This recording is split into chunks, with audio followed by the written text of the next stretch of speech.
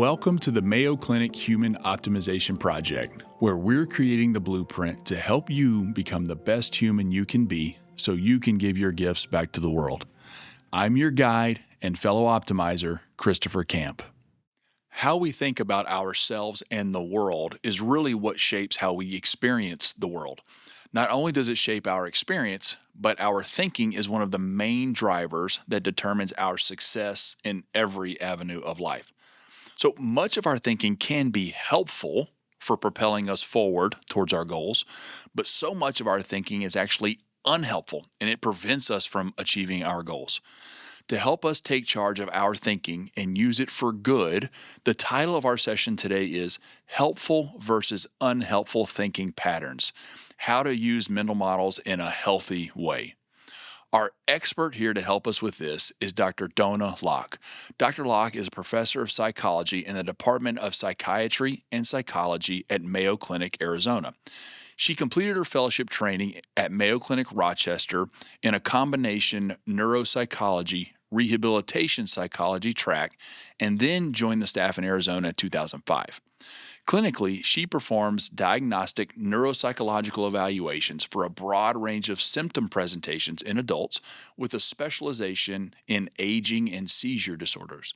She's also director of the HABIT program, a cognitive rehabilitation and brain wellness program for patients diagnosed with mild cognitive impairment at Mayo Clinic in Arizona.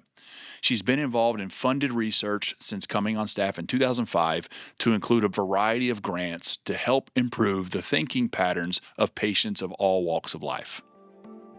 Well, Donna, welcome to the Human Optimization Project, and thank you so much for joining us today. It's great to be here. Thanks for having me. So we have this broken up into three sections, and I have a big question that's sort of the theme of each of those sections. So I'll run through that real quick for our listeners. So our first section, my big question is, what exactly are thinking patterns, and how can we distinguish between ones that are helpful and those that are unhelpful? My second big question, why do we commonly default to the unhelpful patterns of thinking? And then in the third section, we'll try to get to some solutions. And the big question there is, what steps can we take to start using helpful thinking patterns and mental models to help us achieve our goals? So that's a lot. So we got a tall task ahead of us. And I think that hopefully we can do this here in the next 45 minutes or so. We'll do our All right. best. So we'll start with this first one where we're going to talk a little bit about what these things are. So let's just, before we get into helpful versus unhelpful, can you just define a thinking pattern? What exactly does that mean? Yeah. So, in my mind, a thinking pattern is really just the inner narrator that's we all have that's kind of giving us commentary Mhm. about our lives, our situation, things that we're thinking ahead to, things that we're thinking about, reminiscing about in the past. It's sort of that, like I said, the narrator that's giving us some commentary on whatever that is. And good and bad, we all have that running Yeah, nonstop in the background, don't absolutely. we? Yeah. Mhm, Okay. yep. So let's talk about how that relates to mental models. I think Charlie Munger has done a lot to discuss mental models and how they're powerful and help you to think through things. But I get the sense that this is a little bit different, or maybe not. How does it relate to mental models? Yeah, I think there's some similarity, although I think my understanding of the mental model structure is that it's a little bit more directive, problem-solving, goal-oriented kind of, and this is a little less that. It's a little Mhm. less intentional kind of goal-oriented thinking patterns.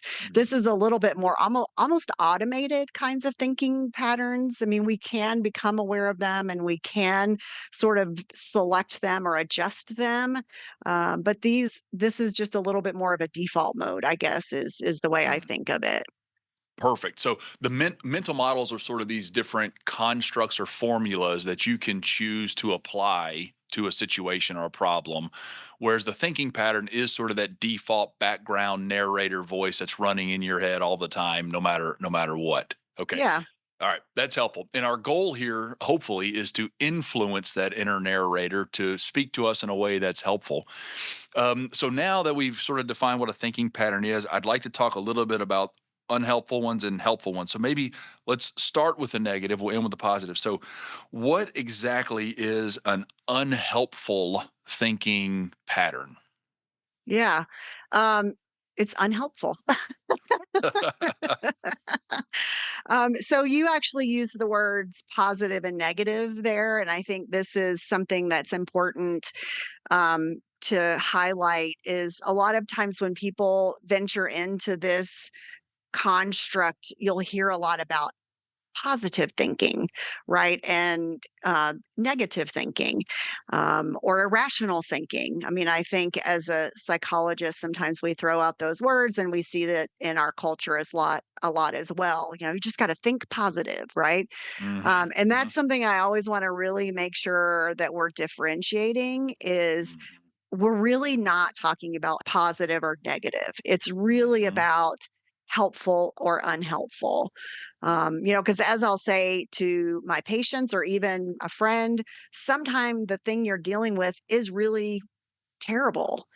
And saying to somebody, you just got to think positive about that terrible thing that you're going through, that makes no sense at all. But even when something is terrible, you can still analyze whether you're thinking about that situation as helpful or unhelpful. And helpful or unhelpful for what? I mean, it kind of depends on what you mean. Adapting, resiliency, problem solving, moving forward, achievement, whatever the next thing is that you'd like for it to be. Is your inner narrator offering you something that's helpful in terms of taking a step toward that goal or not? So it's not mhm. positive or negative. It's not good or bad. It's helpful or unhelpful. That's great. So the positive versus negative schema is really kind of an emotional based app, kind of how it makes you feel. And that's really not what we're talking about here. We're talking about, is this pattern of thinking something that is helping move you forward or help you progress towards your goal or purpose or mission or achieve whatever it is, or benefiting you in some way, whereas Right. unhelpful is not. And at times a negative feeling might actually be helpful, and at other times a positive feeling might be unhelpful. So the two are not necessarily related or correlated. Okay, good.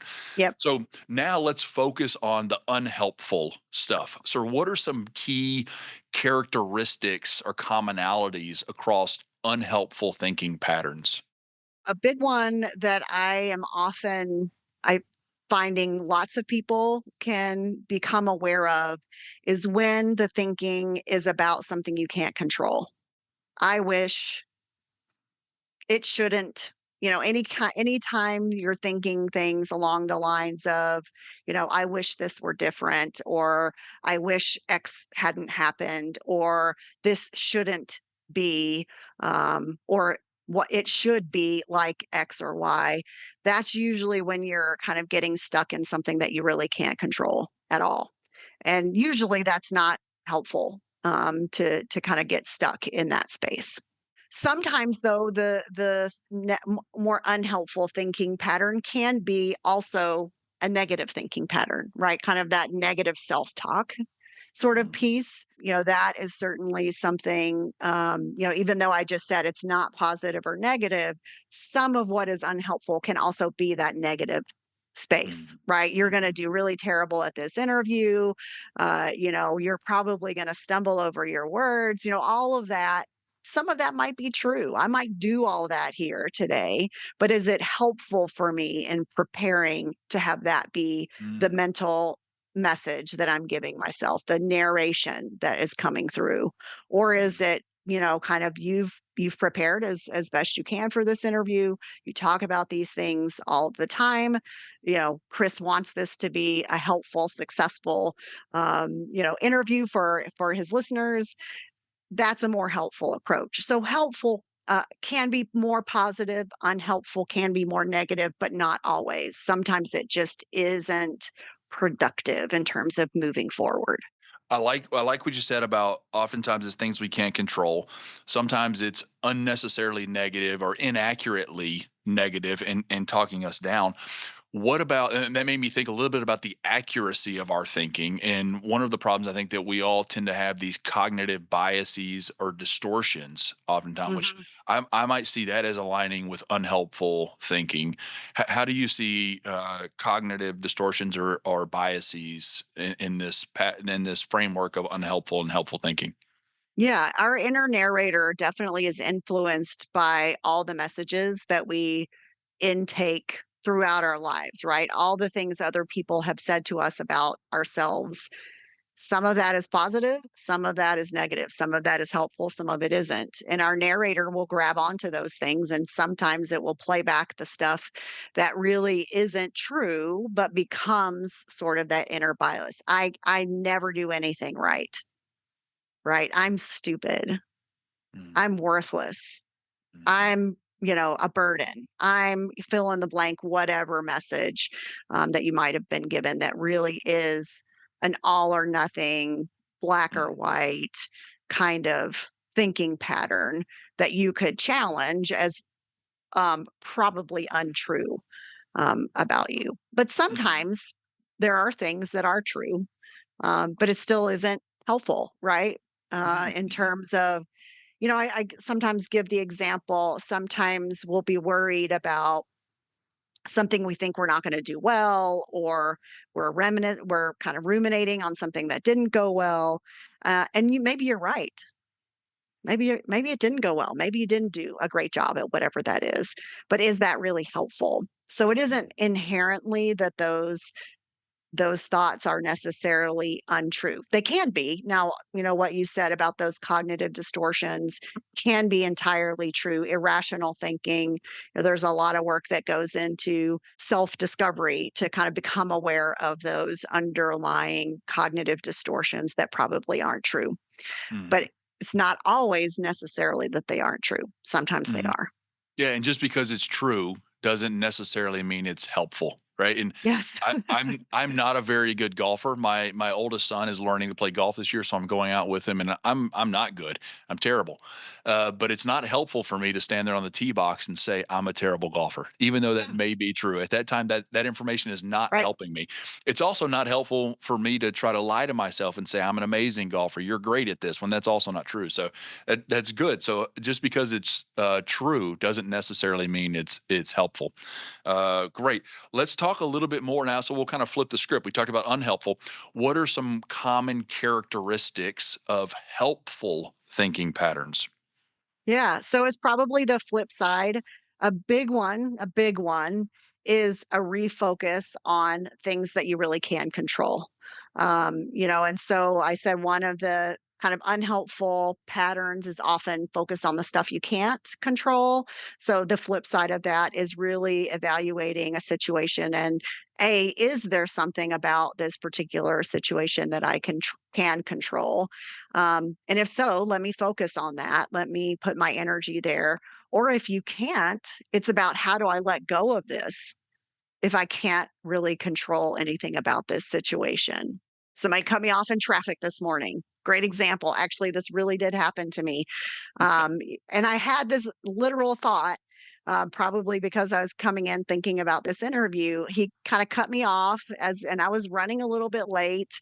And I honked at him, and I was mad for like a second. And I went, wait a minute. I don't know what that guy's deal is. Maybe he's a jerk. Maybe he's late. Maybe he was inattentive. But is it really kind of setting me up for success for the day for me to be like really angry at this guy? It already happened. I can't control it. Why am I gonna put my energy into that when I need to save energy for other more important things in my day, Mhm, right? mhm, And so I think it's these little situations, little choices sometimes to let go of things that mhm, you can't do anything about them. Sometimes mhm, it's big things you have to let go of, big things that you really wish were different that you can't change. But that awareness of am I spinning my wheels about something? Is my narrator kind of just revving me up about something that I really can't do anything about? mhm, And if you can kind of choose not to, kind of say, mhm, no, thank you, narrator. We're not going to focus on that. That's not really in our control and pivot. That's probably going to lead you in a more helpful direction. mhm.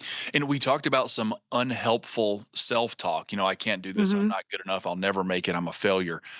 Is there imagine there's a flip side to that that is helpful self-talk, and this is probably not unrealistic. I'm the greatest. I'm never going to fail. I'm not going to have a problem. I'm amazing. But there's got to be some balance in there where the self-talk is constructive enough that it, Mhm. is accurate and also helpful. Is that true? Yeah, no, absolutely. That's another important focus. And some of it is, maybe I will mess this up. And but I'm gonna do the best I can, or I've done the best I can. And or like your golf example, you're not doing it because you want to be a great golfer. You're doing it so you spend time with your son and get him out there doing something that he likes to do. Whether you're a good golfer or not is of no consequence, really. That's not what's important. So, kind of finding what the underlying value is, whether it's a value you live by or a value of that situation, and focusing on that Mhm. as a more helpful focus for that particular situation. And a lot of what we're talking about here, I'm sensing, is surrounding intention. What is my Mhm, intention with this activity? And why mhm. am I honking at this guy that just cut me off? Yes, it's Yeah, true. He deserves a honk, and he was wrong. And I'm being, maybe it's because I'm a self righteous warrior that believes in, righteousness. But was my intention to come out here and teach this guy a lesson today, or is my right. intention to get to work in a peaceful, sound state of mind? And what's That's the chance that wonderful. me honking at him is gonna mean he's not gonna cut somebody off again? Exactly. Yeah, yeah. He's out there Slim to cutting somebody 0. else off right now. Yeah, he's not learned anything today. Well, and I love that your first the way you characterize the unhelpful and helpful thinking was basically whether you can or cannot control the situation. I'm a big fan of the Stoic philosophy and Stoicism, and they talk about the dichotomy of control. You try to separate things into what you can control, what you can't control, and I think that is certainly coming to fruition here. So, well, now let's transition into our second section where we're going to talk about why we unfortunately sometimes default to the unhelpful patterns of thinking. So, we've discussed several different types of unhelpful thinking patterns. I think it's pretty obvious that these are not optimal for us, yet it seems like we still tend to default towards that a lot of times. Why? Yeah, well, I think, honestly, this is our biology. This comes from our brains are built as problem solving systems, right? This is how we evolved as a species, right? As we got really good at solving problems. And a lot of times where we tend to get stuck is when there isn't really a solution. Right. Because if your narrator can offer you, here's the solution for the problem that you're facing, it's something you can control and it's something you can do, right? So those are two helpful things. Where that biology gets stuck is in those situations where you really can't control whatever it is and there isn't a solution. There isn't really something that you can do to fix it. And so I think our default is problem solving because that's how we survive as a species. It's just when the situation doesn't really allow for that underlying biology to really be what's most productive, where we can get stuck and where we have to kind of learn to, guide ourselves into that more helpful direction, saying, no, thank you, problem solving brain. This isn't exactly where we need to be today. Appreciate you. You're going to help me in the future, I know. But today, you get to take a break and we're going to focus on this more helpful approach to whatever situation it is that you're dealing with. I like that. Not today, problem solving brain. Well, and we live in a world now where so many problems are presented to us constantly, many of which are our own problems, other of which aren't even our problems, but we're still exposed to them because we're Mhm, reading the news or we're seeing it on social media or whatever. And so we feel the burden of the world's problems. And sometimes, and mhm, I think that could be a contributor too, is that we're seeing more problems than ever before. And we mhm, have this negativity bias, unfortunately, which means we mhm. tend to pay more attention to the problems than we do the things that we've already Yeah. worked through. Yeah, Yeah. for sure. And it's also part of our biology in terms of our nervous system, right? Our sympathetic nervous system is also, that's our fight or flight system, right? That's what keeps us alive as humans, So when we were running away from tigers or other things, and we still need it now to, keep us safe and keep us activated enough to do well when we're going to be doing interviews or, whatever big ticket things we're working on. So we need that system. The challenge is when you don't need that level of activation, how do you kind of get that, get that nervous system dampened down a little bit? I love this analogy and I really want to give it here if I can. One of my colleagues actually used this analogy and I thought it was so amazing. So, our nervous system is sort of like a smoke alarm in our house, right? So, the Mhm, smoke alarm is the alarm. It mhm, sounds the same whether your house is on fire or you burnt toast in the morning. mm, So mm, we're not trying to turn off the smoke alarm or, we're not trying to make the smoke alarm not happen. It needs to happen because we need that emergency system. What we're trying to do and how our thinking patterns can help is help us identify when the alarm is really just we burnt the toast. mm. We can settle that down with our thinking patterns. We can sort of become aware of, wait a second, this really isn't an emergency. Let's pivot here a little bit. And your thinking patterns can play a role in some of that, along with other tools, but your thinking patterns can play a role in some of whether you're kind of heightening that alarm, really extending the length of that alarm, or you're kind of becoming aware it's not an emergency. Let's settle this down a little bit.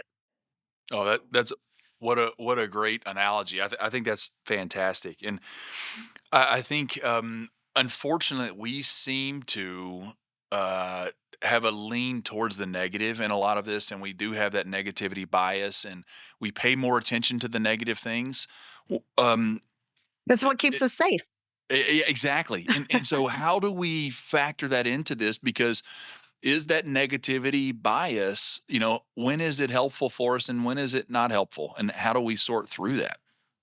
Well, I think it's really situational is the issue because again, you're using that word negative and I'm not putting you on the spot, Hmm. but that's where I'd encourage us to think about not necessarily positive or negative, but situationally, sometimes whatever it is going on is really terrible, right?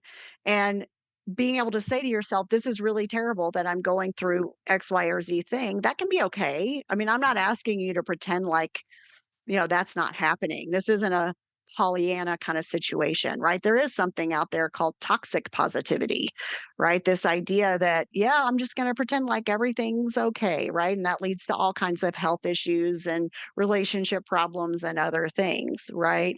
So it's a matter of some of it is, I guess, the basic frame of reference in terms of things are, Hmm. right? Hmm. My brain is paying attention to things that are potential threats to me. It's my job as a thinking human to sort of be able to filter, is this really where my focus needs to be? Is this where my energy needs to go? Is this going to improve my quality of life? Is this going to improve my output or my achievement or whatever it is, whatever value it is? So, I think it's all about our brains being primed to pay attention to danger or Hmm. that's negative, right?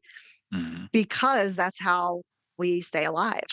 Hmm. And it's our job to sort of sort through that, I guess, is I get what I'm getting at. And to sort of let go a little bit of positive versus negative and helpful versus unhelpful Hmm. is, I think, a great replacement strategy because, you said before, the same thinking pattern can be helpful in one situation when there's a problem to be solved and your brain is in problem solving mode. That's a helpful thinking pattern, right?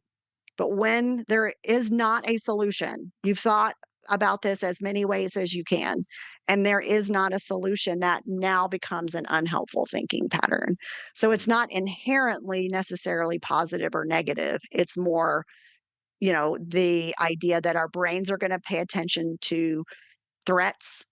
That's how we're built.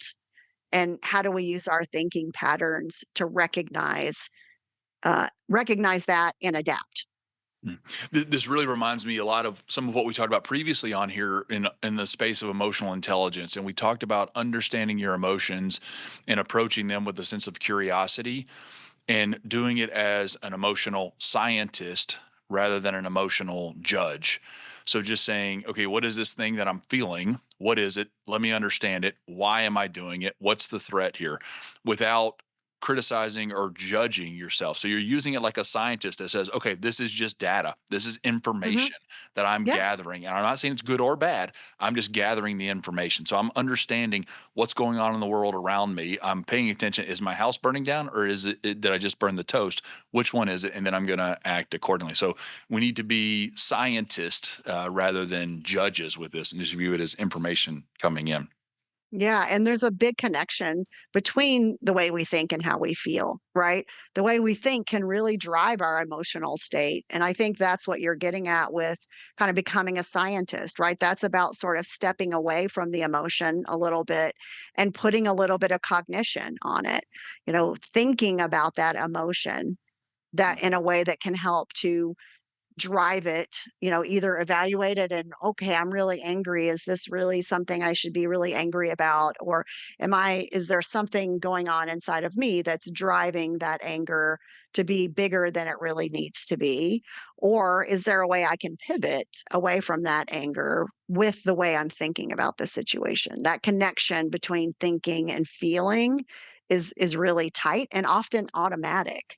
It's one of those things where as you start to reflect on what do I feel? What is it? Some of what's going to come up is I think it's unfair, or I think that shouldn't have happened. And that's going to be a big connection to that emotion state. Mhm. Mhm. And oftentimes it's really hard for us to connect our thinking and our emotions, because when we are emotionally driven, it's hard to also be, clear minded in that situation. Are there certain types of situations, stressors, or events that predispose us to fall into those unhelpful thinking patterns? Certainly kind of nurturing, nature versus nurture is a big piece of this, and a little of both is going to get us here. We've already talked about how this is our biology. We're primed to pay attention to these threats. But certainly that can be, enhanced by the messages we learn as kids in terms of that resiliency kind of building messages, or those messages about how we're maybe not good enough, or not, it's not, we're not able to do things, that can certainly play a role as well. I don't know if it's necessarily just certain experiences as much as it is experiencing successes, experiencing failures, and what is it that happens in those scenarios, right? It's interesting because parenting is interesting in terms of there are lots of different models out there for parenting, right? And this, I've got a couple kids, preteen, teen kids, and there's this big, let them fail kind of Mhm. experience happening for in their lives, right? Not Mhm. necessarily, oh, you forgot your Chromebook at school, I'm not bringing it to you, right? Right. Because you'll learn, right? But it's Right. not that I'm saying you're stupid, you made a mistake, you're so Yeah. dumb. I'm also not rescuing to say it's not possible for you to learn how to do this. I'm saying you failed, you made a mistake, but I think you can do it differently. How do you think you're going to do that differently next time? So it's Mhm. kind of trying to get into that resiliency. I believe in you, but I'm not going to rescue you kind of um, frame. Mhm. And I think, it's not that parents have to do that perfectly. No parent is perfect. No society is perfect. It's not just our parents, it can be the messages that society gives us as well. But kind of that experience in general of failure and success, and our role in that, and our Mhm. kind of opportunity to learn to grow from those Mhm. experiences. And you're doing that in a way too where your intention is to say, I want my child to learn from this, and I want to see Yeah. my child grow in this process. It's not saying I want to punish my child because they made a mistake, which is, and so Right. there's a little difference in that. So setting the intention, I think, Absolutely. is great. Yeah. Okay. And So and let's sometimes though it's about, I know you're gonna get punished at school because you didn't do the thing, and I'm gonna let that happen, yeah, right? right, right. Because I believe you have the capability to grow and become responsible, and Mhm. I'm gonna let you do that kind of Yeah. thing. Yeah. Yeah, and that punishment will be valuable for you because you're going to learn a lesson in it somewhere. Okay, so let's get into our third section here. We're going to start talking about solutions. So you're going to tell us how to make this easier, the helpful, more helpful thinking, less unhelpful thinking, which I know is not going to be easier. I do wonder though, as we start, we talked about nature versus nurture. Are there people who naturally default to helpful thinking patterns? Or is this something that's mostly for the people that are good at this? Is it mostly because they've intentionally trained it over time?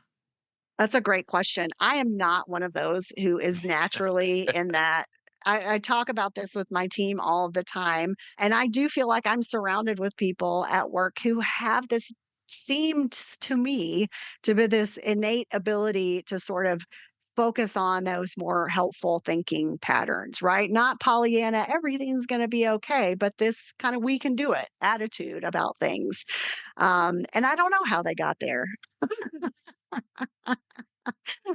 I'm still working on it myself. Yeah. And I guess that's kind of part of the message or response I want to give to that is maybe there are people who just naturally come at this easily, but I bet there are going to be a lot of listeners who don't. And I don't want that to be a you're flawed kind of message, right? Whether it's some people just get there naturally or had nurture that got them there more easily. We can all work on this.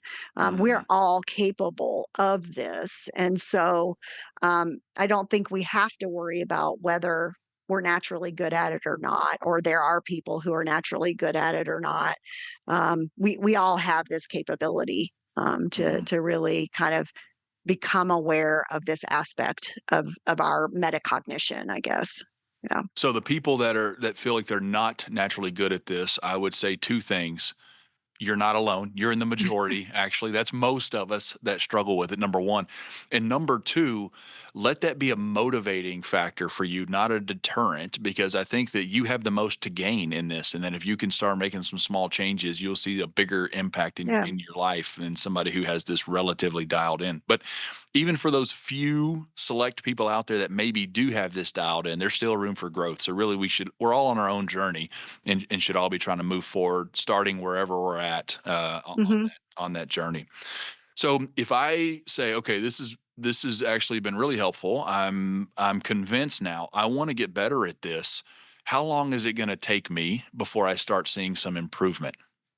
Yeah. No, I think the first step is to figure out what kind of catchphrase you can come up with for yourself that's going to help you kind of pause in that situation. For me, it really is this helpful? Right, and that's a very intentional kind of thing. For other people, that isn't helpful, doesn't really work as much. So everybody will have to explore a little bit, let me take a time out, no thank you narrator, whatever little catchphrase that you can come up with to sort of snap your mind kind of back into let's evaluate the situation rather than run off down the river of distress. And remembering the next step is not to say, "Oh gosh, I'm really terrible at this. My brain is just going all over the place. I just saw this podcast. Here I am doing it again," right? That's also not helpful. And so recognizing this is what your brain does. This is what your brain and body is supposed to do. You don't want to change that. You don't want your brain to not have this capability of problem solving, of alarming when there's an emergency. These are important biological processes. All we're trying to do is be able to navigate. This isn't something I can solve. So, problem solving brain, you got to take a break today. Or I just burnt the toast. The house is not on fire. Sympathetic nervous system, you can take a break today. And whatever little phrase you can come up with, is this helpful? Is this my focus? Is this valuable? Is this moving me forward? Some of those kinds of things, if you can come up with something that works for you, that's the first step, is just having some way to sort of stop those systems, which are often so automated that it's hard to even become aware of them. in the first place. Mhm. So kind of that focus of, is this helpful? Can I control this? Am I Yeah. focused on what's going, whatever it is that works for you. And a different little catchphrase will work for different people. Those are all great, and I love that when you threw at the end, "Can I control this? Is this under my control?" I think is another great Yeah. way, to Yeah. look at it. Okay, good. So the first step you just told us is to kinda have this catchphrase for yourself to say, or is this helpful? Can I control? Whatever you want it to be, which is just a way for you to sorta insert that pause, stop, think, reflect a little bit, and then move forward with the next step. So Mhm.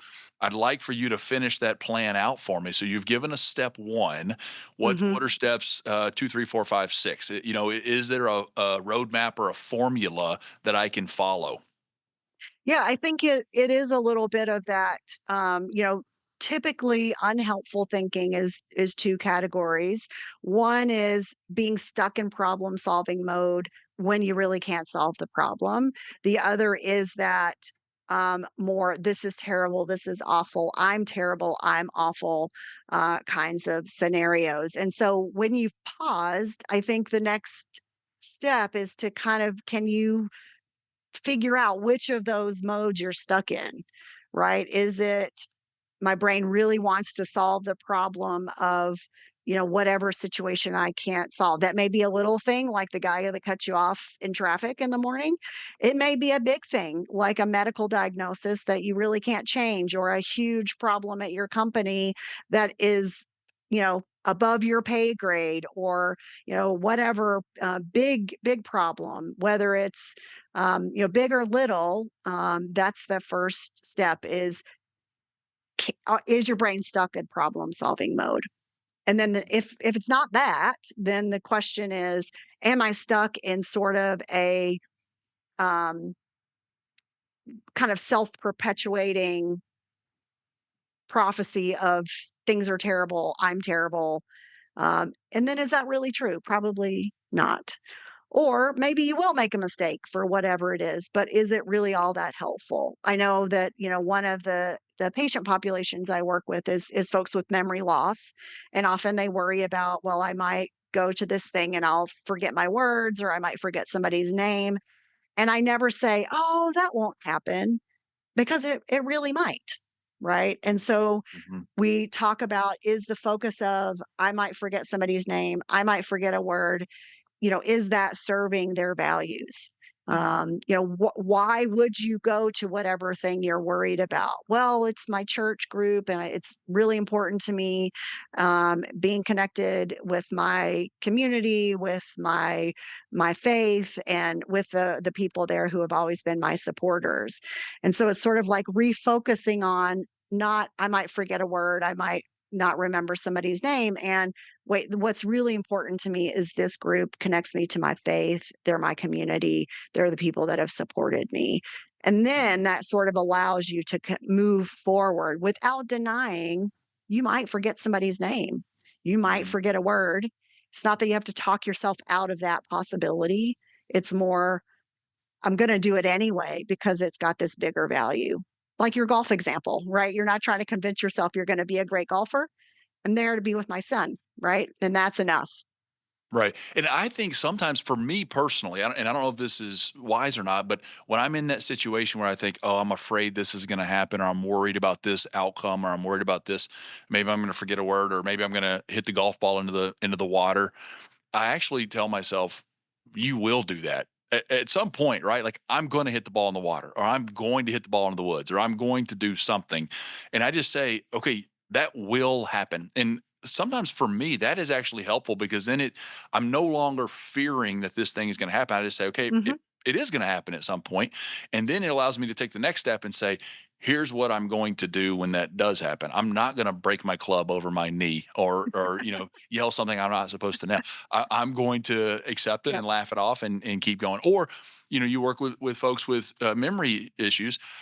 I am going to forget somebody's name, but when I do, I'm going to say, I apologize. I've forgotten your name, or I'm going to do this, or I'm going to insert this joke, or I'm going to do whatever. So kind of, I think sometimes having that Yep. plan for what you're going to do is a way you take that unhelpful thinking and flip Mhm. it into something that's helpful. Now you got a plan, and then you fear it less. Is that safe to do? I think so. I think the risk is, in those kind of situations, I think it's perfect, right? The thing where whatever it is you're worrying about is likely, right? Mm, You're gonna hit the golf ball in the water. It's not, crazy to think, "Oh, I'm gonna hit the golf ball in the water." That's not an irrational thought, right? That's very likely true. I think the risk can be when you get stuck in preparing for less and less likely scenarios, right? That's where you can kind of get stuck in anxiety and worry is if you go too far down the route of I'm going to imagine all of the possible terrible things that could happen and see if I can come up with a solution for them. Yeah, if you're talking about the 1 or 2 likely things, I might forget somebody's name, I might hit the golf ball in the water, but you can really take that, on and on and on if you get too far down the stream of let me prepare for every possible scenario that I can envision.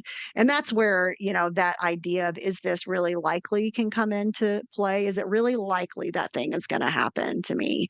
Or that I might do XYZ thing.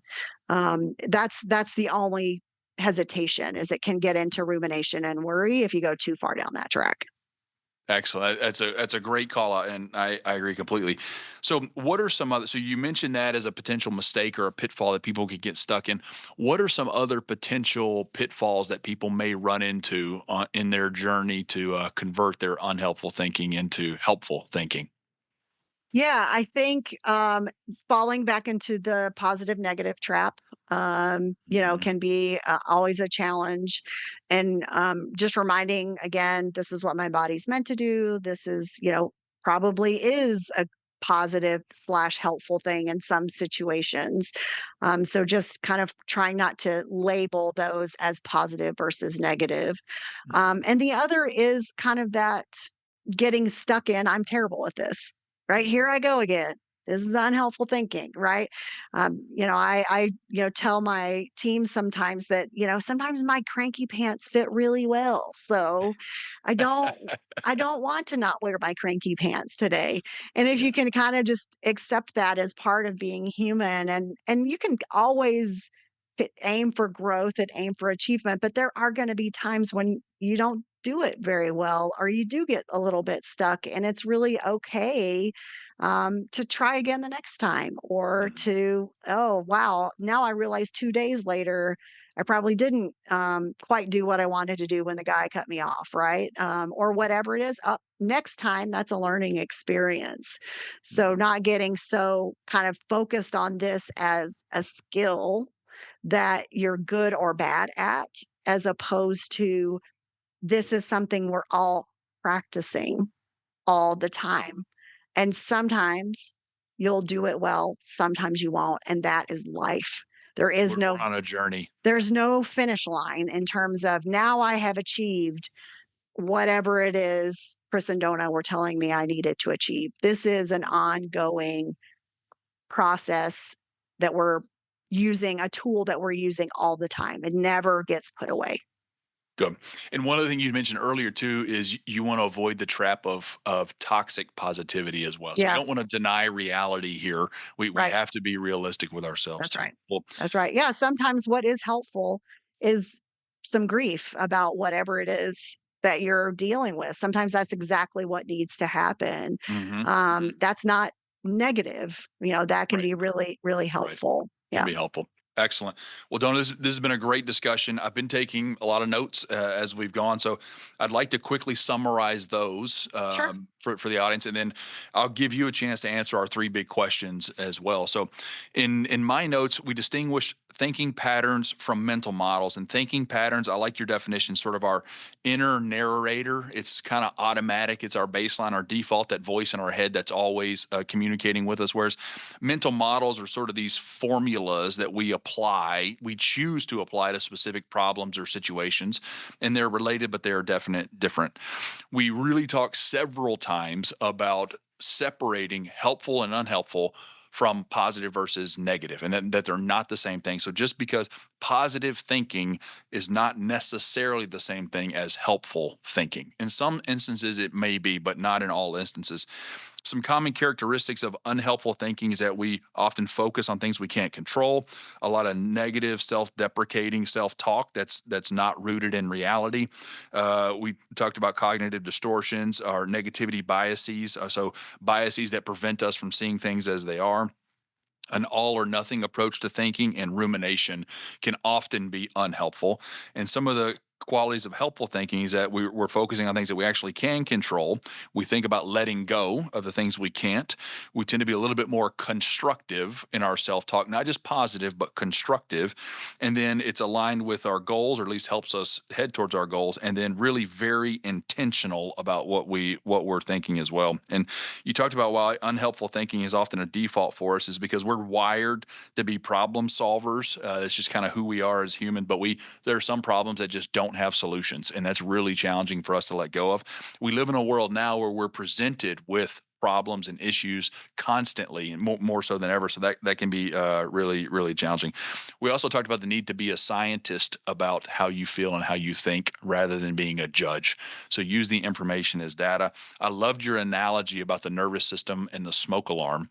So just because we have that heightened sense of awareness, it doesn't mean the house is burning down. Maybe we just burnt the toast. So we have to be thoughtful on how we do that. And then you gave us some great steps on how to improve on this pathway. So now I'll turn it to you. I'll let you give some quick hit answers to our big three questions. So our first one: what exactly are thinking patterns, and how do we distinguish between those that are helpful and unhelpful? Again, our thinking patterns are just kind of that inner narrator, that inner monologue that's going. And you can think about it as almost like, we've got a tape deck of all of these different tapes that our narrator can kind of pull from. And sometimes it pulls exactly the right tape that helps us move forward to whatever next step we want to take. Sometimes not so much. The tape that gets played or the narration that gets launching isn't really helping us move forward. Good. And our second big question: why do we commonly default to unhelpful patterns of thinking? Yeah. So I again just want to emphasize so much how biological this is. Our brains are we are humans, our brains are problem solvers. That's what's really great about them. That is sometimes the place where we get stuck. Same thing, our nervous systems are meant to be activated. It helps keep us safe. This is the way we want our bodies to work. This is the way we want our brains to work. It's not correct, or it's not helpful for all situations, right? So it's often more situationally dependent rather than a fault in our biology. It's about getting that connection, getting those connections, the right reaction with the situation. Great. And our third one: what steps can we take to start using helpful thinking patterns to help us achieve our goals? Yeah, I think one thing I would add to what we've already talked about is, I mentioned coming up with your own little catchphrase that would be meaningful to you, but maybe even before that, it's about seeing when you're having strong emotions, just becoming aware of that. Wow, I'm really angry right now. What's going on? And that's where the phrase can come in after that. Is that really helpful? Am I, really helping myself move forward? Is this helping me achieve my goals? Whatever it is. So sometimes the big emotion, if you can become aware of those big, strong emotions, then you can apply the catchphrase to help you kind of become aware of the thinking that's going along with it. And then seeing kind of which potential trap you might be falling into. Is it the problem solving trap, or is it the sort of uh, here's all the things that could go wrong Hmm. trap? Hmm. Which one are you kind of getting stuck in? And can you choose another? Can you find a way to be able to let go? Another analogy that I sometimes give is it's kind of like if you're in a river, you have choices, right? You can try to swim back upstream, you can hang on to a rock, or you can try to find a way to navigate the river, right? So, are you stuck hanging on to the rock? Are you really fruitlessly trying to swim back upstream? Or is your thinking helping you kind of move forward down the river? The river's happening, like it or Hmm. not.